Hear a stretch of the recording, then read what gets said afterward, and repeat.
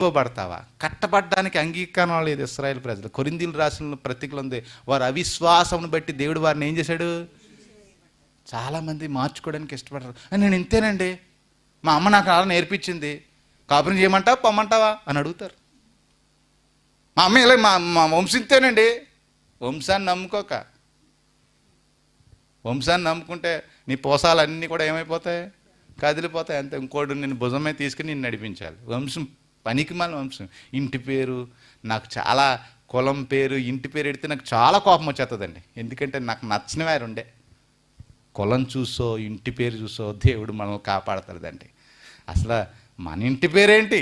మన రక్తం ఎవరిదే? మనం ఎవరు బిడలం? అందులో భక్తుడు నాకు చిన్నప్పుడు ప్రతి మైక్ సెట్లో ఈ పాట వినబడేది.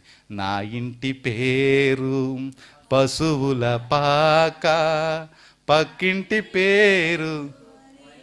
నిజంగా ఎంత అద్భుతమైన, నిజంగా చాలా మంచి పాటలు ఉండేయండి. ఇది నా దేవుని యొక్క వాక్యం ఆలకిస్తున్నాం. మనం ఏ రీతిగా బ్రతుకుతున్నాం జాగ్రత్త.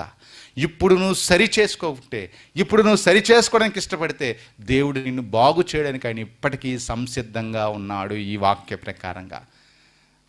ప్రకారంగా ఆయన సంసిద్ధంగా ఉన్నాడు. అందుకనే యోహాను రాసిన సువార్త 15వ అధ్యాయంలో అంటారు, ఎవడైనను నాలో అంటు కట్టబడితే వాడు బహుగా ఫలించును. నిన్ను ఫలించాలనే దేవుని యొక్క ఉద్దేశం, నిన్ను నాశనం చేయాలనే ఉద్దేశం కాదు. నిన్ను అప్పులు పాలు చేసి, నిన్ను తికమకలు చేసి, నిన్ను ఏదో రకంగా అంటే కాటికి నడిపిద్దామని ఆయనకు ఉద్దేశం కాదు, పరలోకం నడిపిద్దామని ఆయనకు ఉద్దేశం. దేవుని స్తోత్రం.